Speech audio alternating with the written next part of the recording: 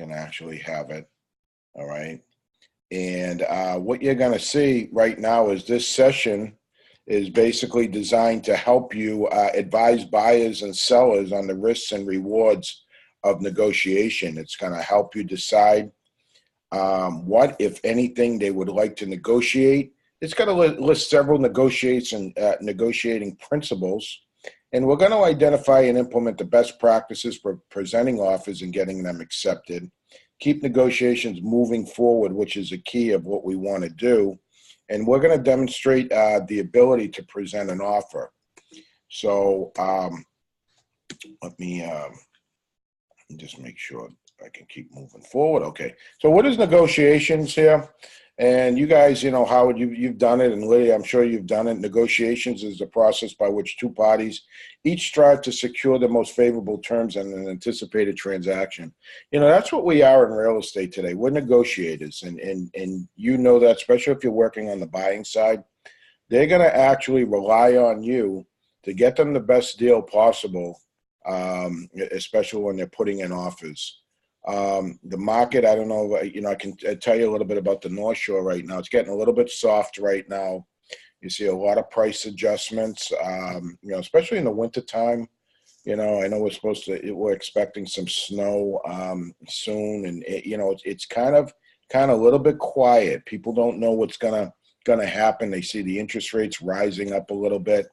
But there's not a lot of inventory out there. At least I don't see a lot in the North Shore right now. So a lot of houses have been sitting there for a little bit. You know, those that have been on from last year into this year right now. People are getting a little bit antsy. They're going to have to pay their heating costs and everything. And so they're starting to drop prices. So it's up to us to take a buyer, you know, go into a property. You know, what I usually do is do a little mini CMA before we put an offer in, and make sure they're, you know, make sure they're getting a good value for that property. But, you know, if we're good negotiators, I mean, especially in working with buyers out there today, I mean, you're going to be very successful in this business.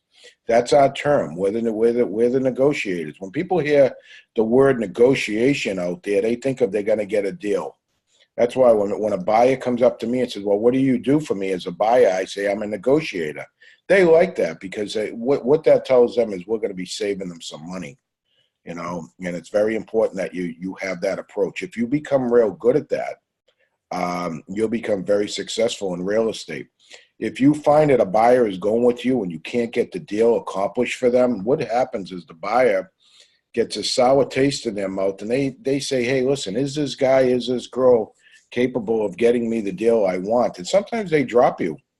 You know, and they'll go with another buyer's agent or something out there. It's, you know, someone who can negotiate a little bit better.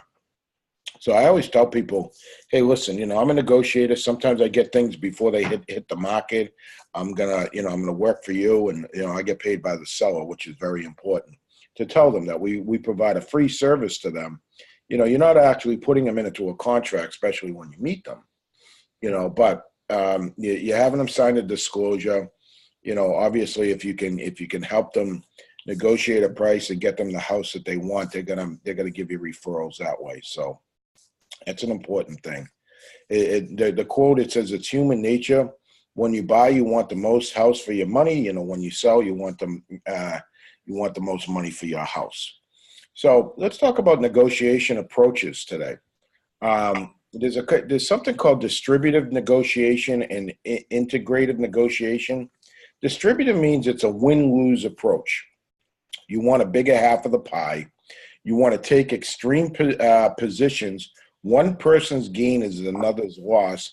You got to haggle for more, and there's got to be ultimatums. That's kind of a little bit of a sketchy type of thing. You know, you're really out there for your dollar value. You know, you're going to try to get the most. You're really not out there, you know, on behalf of your buyers and sellers. If you go to the integrative negotiation, it's a win-win approach. You focus on the underlying needs, strives to create value, a shared problem, not a one-sided battle, high degree of trust and support. That's when both parties actually, you know, budge a little bit. You know, it's always tough when you're going into negotiations and You don't have the other party actually, giving in a little bit. It's always, so it's one-sided. But if you can get into the integrated approach where both buyer's agent and seller's agent are working together to get the job done, and that the buyers are happy with the amount that they're offering, the sellers are happy with the amount that they're getting. I mean, that creates a win-win situation. As far as the negotiation process is concerned, what you do is you prepare, you offer the terms, you sell your position, you're going to evaluate the counter proposal, and you're going to respond. So let's break this down a little bit. As far as preparing is concerned, you got to identify an ideal outcome. Okay. The ideal outcome, obviously, is to get that offer accepted. You got to assess alternatives if a deal can't be reached. So, you're not going to put all your eggs in one basket, especially when you're dealing with buyers. You want them to put their best foot forward, but there also has to be, a little bit of wiggle room in case something happens too. You got to determine the buyer's bottom line, and that's why we get the pre-approvals. Pre-approvals got to say, hey, listen, we're able to search between 3 and 320. The maximum they can go is 320. If you feel that the house that they're buying is not worth the 320 and it's worth 310, you still get that little bit of a wiggle room there. But you also got to determine their bottom line so they're not overextended. You got to anticipate the other party's motivation, urgency, expectations, and opinions. Before I usually put anything on paper, I get in touch with the listing agent, and I find out if they're if there's any room for negotiations. If they're, if the sellers are firm with their price, are they, what's important to the seller? Is it the price? Is it the terms? Is it the time frame when they're moving out of the property? So I'm going to try to fill out the listing agent a little bit if I'm on the buying side and see where we're going with this, so it doesn't waste anybody's time. When you're offering the terms out there, you got to consider your most important negotiation goals. Be mindful of your circumstances. Evaluate the market environment. Choose your tactics. So when you put things down on paper, on the terms, it's got to be attractive to the seller. You don't want to leave any dates unopened. You also don't want to back a seller into a corner in any way. You want to make it look like that your buyer is a little bit flexible on a lot of certain things, and that's going to make the deal go a lot smoother. What can you do to assist your buyer's client in this step as far as offering terms are concerned? The situation on something like this, when you're, the buyer's client in to assist them in a step, is you want to be able to, like I was telling you before, you make a smooth transaction. You want it to be, you want your buyer to understand every step of the way of what's going to take place. You don't want to have the buyer, like I was telling you before, you put all their eggs in one basket, and then there's no room for negotiation there. You want to assist them every step and just say, hey, listen, you're going to be there to walk them through the whole process to make sure that they're getting the best value for that particular house. When you're selling your position, if you're working with a buyer, you got to build good rapport with the buyer, and you guys know that. Buyers use a bunch of different agents that are out there today. And sometimes, you think they're going to go with you, and they end up going off to another person. And, they're always looking for a good deal. So what you want to do is, build a rapport, just like you were if you were going on a listing presentation. But you want to make sure they trust you and that you're there for them, and they know you're there for them. So you build a good, solid reputation with them. Be their buyer's agent, because your goal is not only to sell that property, but your goal is also to, to get referrals from that particular person. You don't want to just get one sale. You want to get multiple sales from your clients. You got to humanize your clients. You got to show them the value of your terms, and you got to sell the benefits. What are the benefits of them working with you? Well, you're going to be there every step of the way. You know, you're going to walk them through the paperwork.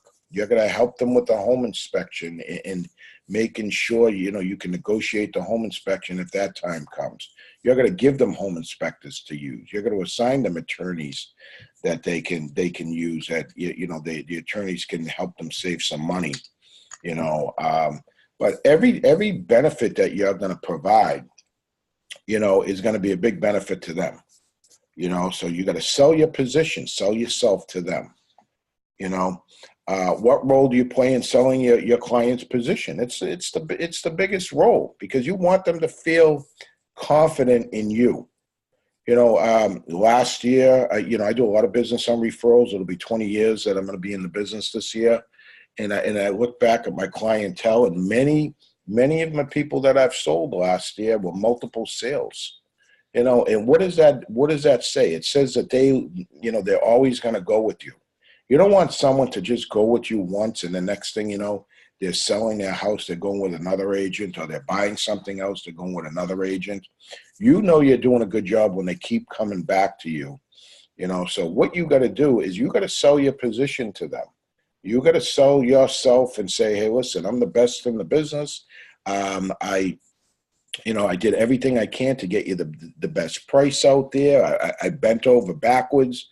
You know, I'm a good negotiator. All this stuff. That's selling yourself. So you want them to come back to you.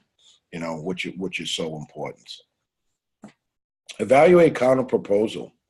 You know what a counter proposal is. You got to prepare them to say, hey, listen, Mr. and Mrs. Buyer, here's a situation. We're submitting an offer in. Okay, and we're going to get a couple different, you know, a couple different responses back. They're either going to accept your offer, they're going to decline your offer, or they're going to counter offer it. You know, so I want you to be prepared for all these things to happen. So what you would do, you would review all that stuff with them. You know, review the terms and concessions. You know, what you're asking to get back in return is the concessions. Compare with your negotiation goals. You know, you got to tell the buyers, don't take anything personally. If they're going to, sometimes people just decline offers because they think you know, the grass is a lot greener out there. You know, so, you know, you tell your buyers, don't, you know, let's forget about the you know, everything that's personal that's going on. You know, just remember the end result is me getting you that house and you getting the, you know, the offering the price that you want them to accept.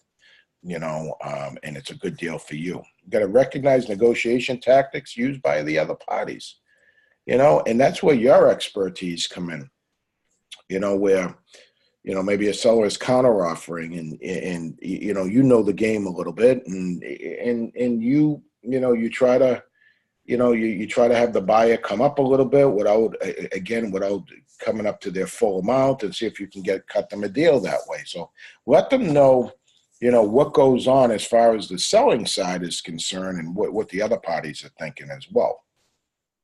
And then when you respond, you gotta choose the right timing. You gotta recognize the possible benefits of a risk or delay. If you don't respond quick enough to a counter offer or something like that, you run into a situation where other people are gonna actually jump in and you know, and might be able to grab that property, you know, while you're in the negotiation, you know, terms, which you don't want to be. I mean, you want to respond quickly. You want to keep the process moving at all times. You got to consider the benefits of gaining the financial resolution. What's the benefits for the buyers? Well, the benefits is they're going to find their dream home.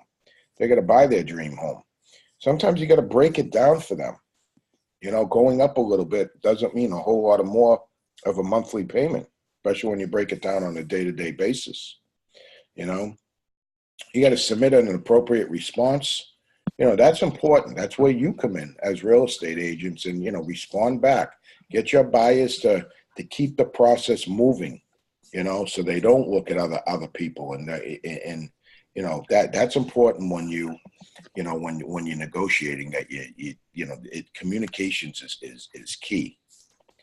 Now, sometimes when you negotiation, you know, offers, there's a lot of emotional barriers that tie in, because different people take on different types of, you know, different types of moods that they go through.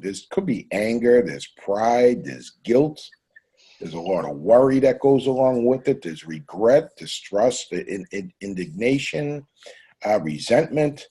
I mean, a lot of emotional things are going to be happening during the course of negotiating. It's your job to keep everybody calm. Even in the worst of times, you as a real estate agent have to be positive. Have to be positive and let people know, not to worry, don't get upset about anything. You're in the middle of it. That's what they pay you for, or that's why you're the middle person, to keep them out of all these emotional barriers that they basically run up against. A lot of obstacles that you might run into when you're negotiating. There's a lot of die-hard bargainers out there. And what does that mean? It means the sellers don't budge. And sometimes a buyer gets upset. They say, listen, we're willing to come up 10,000. They're not even willing to come down at all. Sometimes you got people like that, but that's, your job is to keep your buyers happy. The lack of trust, they always have to trust you. I always give my opinion for whatever it's worth, as if I were buying that property. Keep them motivated, because sometimes that lack of motivation could pull them away from that particular house. The information is going to be important that you gather, especially from the other agents. And if there's any type of misinformation, you're going to do your due diligence for your buyers. Do some research. If the seller says that they have a 2-family house, you do some research down City Hall and make sure it's a legal 2-family. Don't just take the word of the other agent on the other end. You do your due diligence for your buyer when you're representing them. There's a lot of spoilers out there and sensitivity. Sometimes there could be some clashes between cultures and generational clashes out there. It's up to you to neutralize everything, especially when you're dealing with negotiations, to make it go smooth. Now, there's some negotiation tactics and wording that people use sometimes when they're talking about negotiating. You guys must have heard of the bidding wars out there, all right? That's the pit bidders against themselves. I hate bidding wars. You guys got to hate that too if you're working on the buying side, because you got one shot, and one shot usually only. You never know if that agent on the other end has their own buyer for the property. It can get ugly, but this is a word to the wise is, if you're working with a buyer, a new property comes on the market and it's priced right, you got to expect a bidding war going on out there. And if you don't want to engage in that bidding war, take your buyers to a house that's been sitting there for a few weeks or month or whatever, a couple months. There's less pressure. There's most likely there won't be a bidding war. You never know if that seller will take something less for that property as opposed to new property that's on the market, which everybody is trying to get at. There's something in real estate called the bogey. It's a fabricated issue created for the sole purpose of demonstrating a later concession. What that means is sometimes you got buyers that offer an extravagant amount over the asking price so that the seller accepts it. And then their whole goal is to try to negotiate at a home inspection and get a concession on it. This is how they lock up property. Is it ethical? Really not. I mean, but sometimes the seller gets really upset, and it could be a waste of time for a lot of people, but they call that bogey. It's going in at an extremely high price, way over appraisal amount, way over the CMA amount, just to lock it up and then negotiation later. That can sometimes backfire. There's something called brinkmanship, which is extreme or radical terms conveyed early to push the other party to the brink of what they will settle for. That's when you back someone into a corner. That can have a bad effect on people, on a seller too. You're backing them into a corner, trying to get an answer. Let's just say you're putting an offer in on Friday, and they're doing an open house on Sunday, and you want an answer by Saturday morning, no later. You want them to cancel the open house.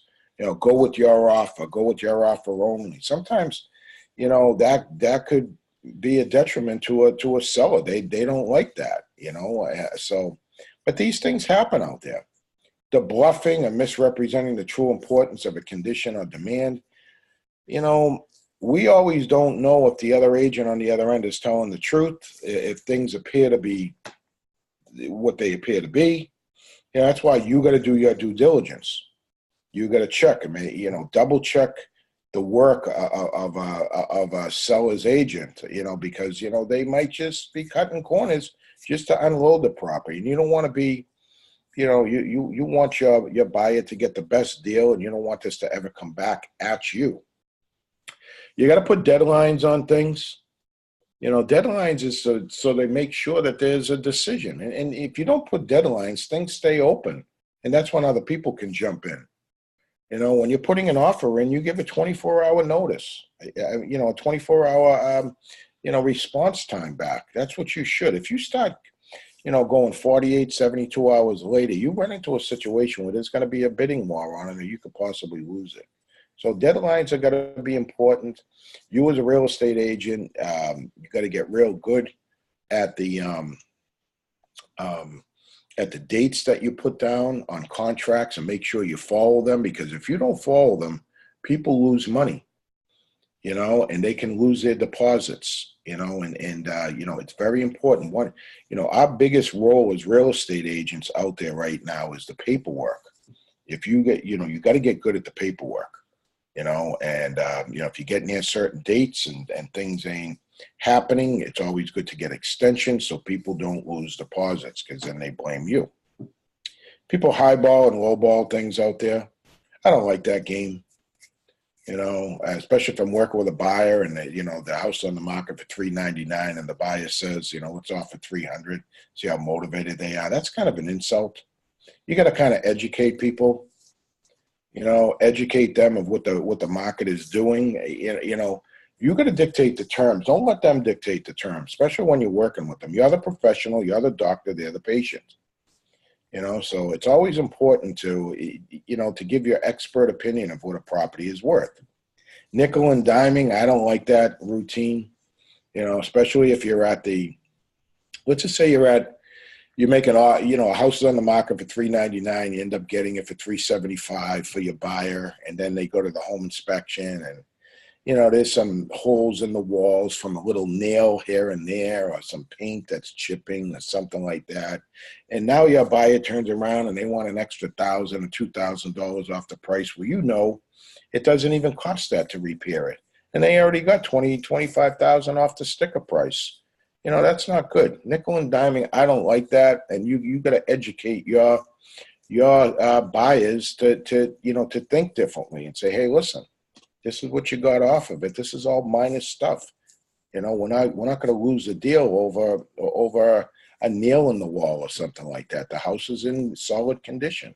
So it's up to you to keep them, you know, keep the process moving, but make sure they're realistic on a lot of different things. Now, as far as negotiation rules are concerned, maintain the respect for the other party. You know, we have to. You know, even though sometimes we hate the listing agents on the other end, you know, but listen, you're going to be in a transaction with them for a minimum of what, 60 to 90 days? Respect them, even though, you know, they might be lazy or whatever. You know, remain calm. Don't respond emotionally. You know, you got to be calm, because if you get upset, what happens? Then you're, you know, when you get upset, the seller, you know, that passes along to the buyers as well. You know, so make sure that you're in total control in that situation. Each side must make concessions. You know, hopefully both parties, you know, both parties are give in a little bit to make the deal work. Time can hurt or help you. You know, sometimes we let people cool off after the big arguments go back and forth, or the negotiations go back and forth. Sometimes you let people cool up, but you don't want to give it a whole lot of time, because that's when another offer can jump in and they can bypass you. Focus on the package of all the terms, not just one. You know, you want to pass that along to the seller's agent and say, hey, listen, here's the full package. It's a great package. This is a great deal. your sellers should really consider it. Even token concessions can keep an offer alive. A little bit of money back might help out. It'll show that the seller is budging a little bit. Your buyers might like that, and then reinforce the benefits of reaching an agreement. You try to work. I mean, it's very, when people put an offer in, it's a big deal, but like I was telling you before, we get paid for keeping the deals together. So we want people to reach an agreement. Once people reach an agreement, boy, that's good for us. We're going to get paid, Now, when you prolong negotiations, this is what happens. What are the risks? Well, there's lost time. So our buyer's circumstances can change, okay? And the deal could fall apart. You never know. Offered terms may be less favorable due to resentment. Additional offers may appear. Latecomers know they have competition. And the opportunity to buy or sell may be lost, especially if they're buying on the other end. So lost time is important. That's why, when offers come in, attack them right away. When you're putting in an offer, stay on top of it. Don't let things go too long, because you find out you'll lose when it's all said and done. What are the rewards of prolonged negotiations? There's only a couple of them. Sometimes the tempers cool down, because the friction gets very bad sometimes in offers when no one's budging. And sometimes, another reward is sometimes there could be better prices and better terms if everything kind of cools down along the way. But if you look at the screen, the risks are higher than the rewards here. So work them. What are some of the reasons why a buyer may offer a full price and terms and not feel a need to negotiate? Well, I always tell people, do you love the place? If you love it, put your best foot forward. Offer them what they want. Put the best terms. Of course, you run into buyers out there, that want to play a little game. I hate the games. Start off low, see how motivated people are. The negotiations go back and forth. Could be a day, could be a couple days, whatever. I mean, this is kind of crazy. If your buyers love something, you put your best efforts forward as a buyer's agent, and they're going to put their best foot forward as well. Now, when you're not the listing sales associate and you're working on the buyer's side, all right, this is some of the things you should do. Immediately notify the listing and sales associate of your offer. What I find, guys, is that a lot of people, they'll scan their offer and send it over, and then they never make a phone call to that listing agent. And then all of a sudden, the time and date goes by of when the offer needs to be reviewed by, and they'll call up, and that agent on that listing agent on the other end says, "I never got your offer. We already accepted something else." You got to follow up. I always put a cover letter together. I send it over and I tell the listing agent, "Did you get my offer? I want to make sure. When are you going to be presenting them? Please get back to me. Let me know yes, no, or counter or whatever." But your communications with that listing agent is important. Be careful in sharing your specifics. I wouldn't share anything over the phone. Put everything in writing, send it over.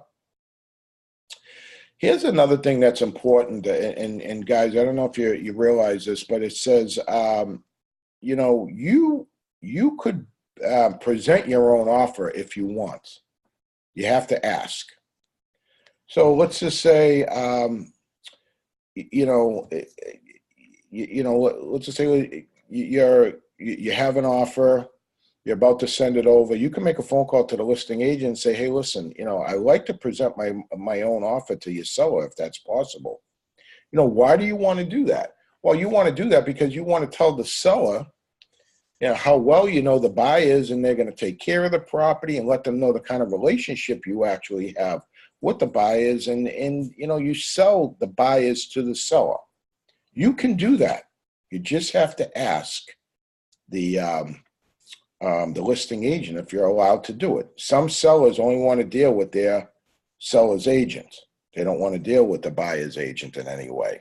But it won't hurt to ask and present your own offer if you wanted to do that. You can review the selling points with the listing sales associate. You're going to be doing that, with them.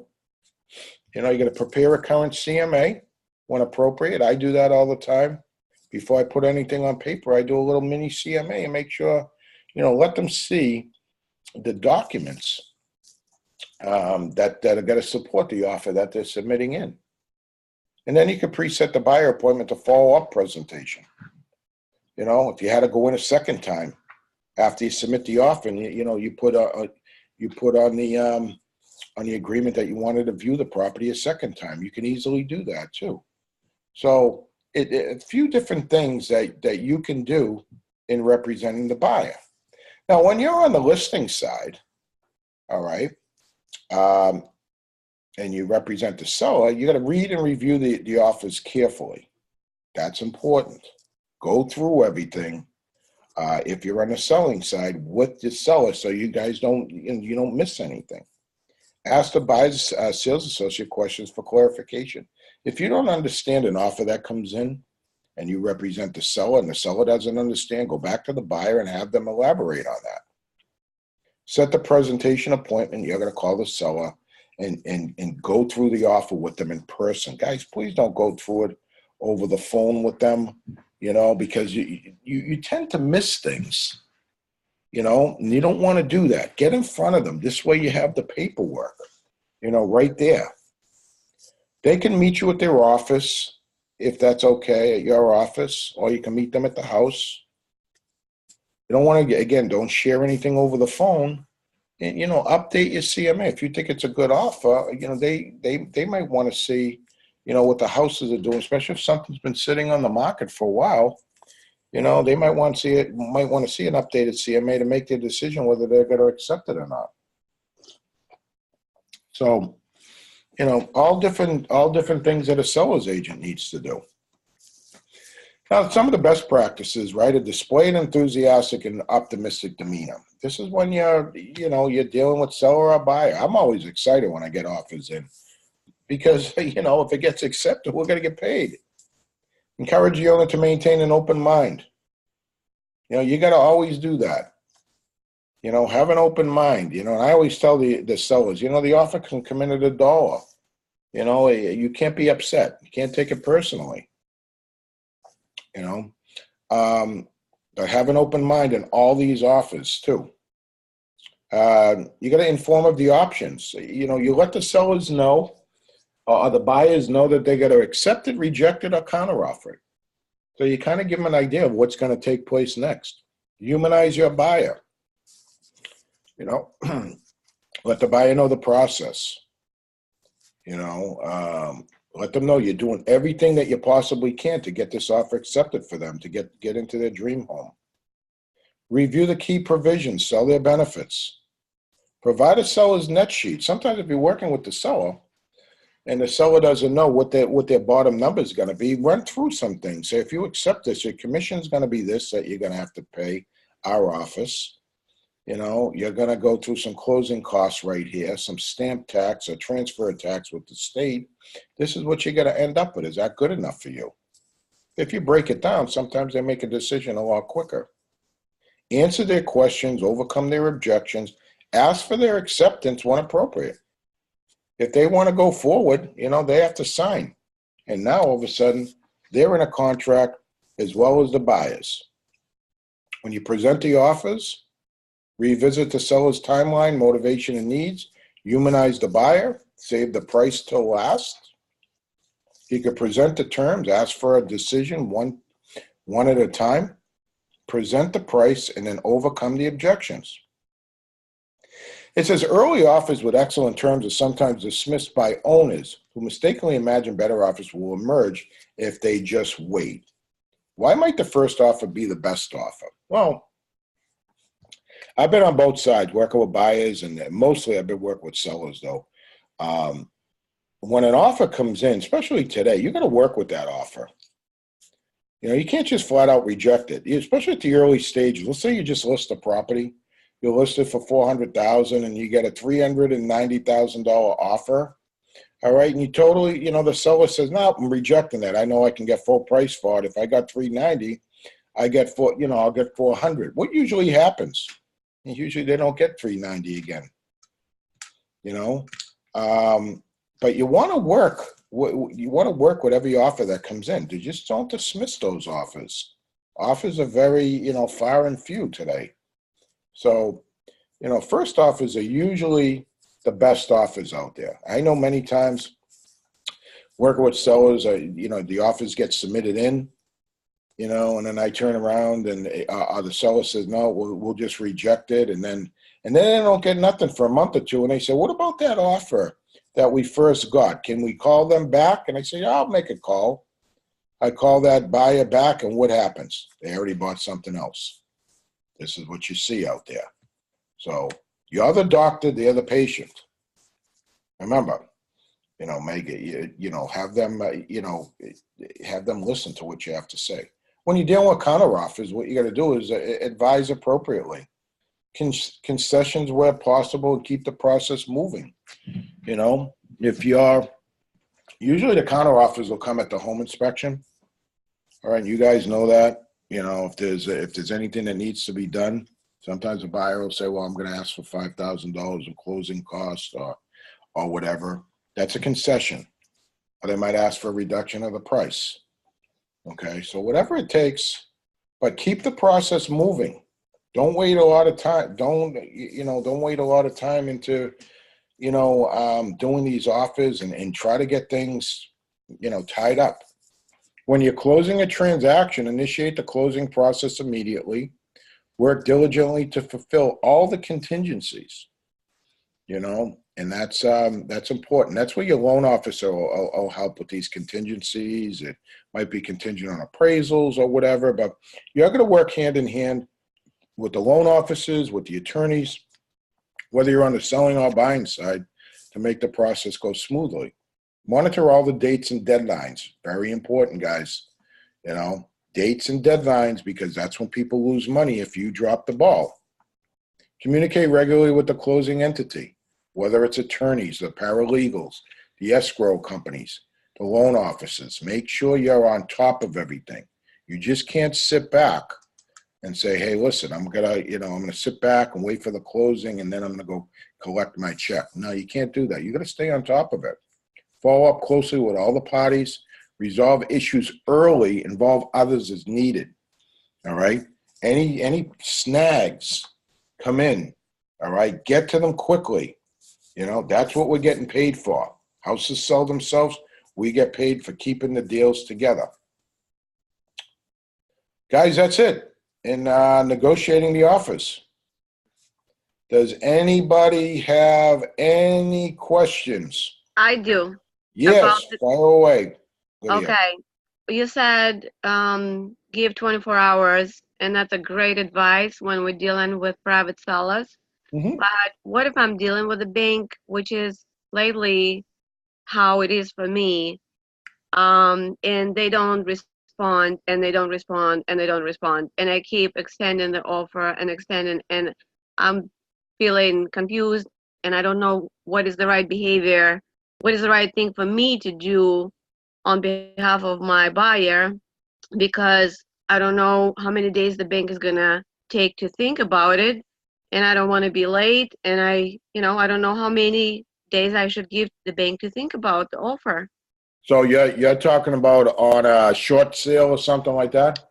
Foreclosures, yes. If they're selling foreclosures, bank-owned properties. Okay, is there another agent on the other end? Listing agent, but they're not very cooperative as far as giving information. What is the best date to put on the offer? Well, let me tell you, unless you have see what happens is the listing agent just they just listed the property probably, and didn't really even communicate with the bank. So you're kind of left out in the wind there with not knowing, especially when they're not knowledgeable. I mean, and this is what happens. A listing agent is supposed to contact the bank and say, okay, I'm putting a house on the market. When an offer comes in, how long do we need for an answer? But we as buyers agents, We run into things that we don't have any control of. It's you know, you got to tell the buyer that. You got to say, hey, listen, I'm not dealing with someone, you know, that's really taking charge on the other end. I'm doing everything that I possibly can to try to get an answer. It's tough. Foreclosures, unless you know, unless you're on the listing side and you've got a contact person, it could be very ugly. It could take a long, long time. Okay, so So, basically my only choice is to modify the offer date and have my buyer sign it again and yeah, resubmit it, right? I would make a call to the listing agent and say, hey, listen, say, you know, because the listing agent, I mean, if he or she got the listing, I mean, obviously they should have had some type of communications with the bank, as opposed to you, you know, now having to make a call and find out, or being out in the cold and not knowing, you know, what dates to put on there. I would call the listing agent and say, how much time do you need to get this offer approved? So I can put this down on my offer when it comes in. Say, do you have contact with the bank? Is there a person that you're dealing with? Find out how far along they are. Because when I used to do short sales, you know, I made sure I had contact with the bank, a definite person, all right? And they're the ones who kind of told me the terms of what I needed to pass along to the buyers agents that were out there. And that's what I did. So the listing agent's got to take a little bit more of the initiative here and be able to, you know, be able to tell you, you know, what time frame that you can put on these offers. If it gets, let me tell you something, if it gets to a point that they're just not doing anything, I'd have your buyer move on to something else. Because just say, hey, they don't have any control of this situation. This might take a year, you know, it could take 2 weeks, it could take a year, it could take 2 years, who knows? Okay, But and then also I have a question hmm, where my client wanted a house, but we couldn't do it in time, and they picked a buyer so far, but he wants to do a backup offer. So for a yep, backup offer, if we submit an offer and then he finds another house, we're just gonna which, say we want to withdraw it, right? yes, that's correct. Yeah, Okay. you go, the backup offers, you can submit them in to the listing agent. You know, all offices do things differently. They, you know, they should put it in an envelope, keep it aside, and if that deal falls through, they would go to the backup offer. You know, but you have total control of that as a buyer's agent and saying, you know, if you found something else, you know, you have to say, you know, please withdraw that offer because we did find something else. But then what is the date that I put for the offer, for the You backup got offer? you can't. You have to just put to be determined, TBD. TBD. Okay. Yeah, Thank you. that's all you can do because you can't put any concrete dates on there. Just Yeah. doesn't make any sense. All you can do is put the price, what they're gonna offer, how much money down. You can put a copy of the pre-approval, copy of a check. Don't give them the check though. And you know, all the dates for financing, for inspections, for purchase and sale have to be TBD, to be determined. Okay. Thank you so much. Thank you. You're welcome. Any other questions, Joe, Howard, anything on this session? Okay. Well, what we're going to do, we're going to take, right now it is 10:45. Let's just take 5 minutes. We can take a quick 5-minute break. I'm going to load in the last session, and then we'll conclude everything um, on building a business. Okay. So I'll see you in 5 minutes. Okay.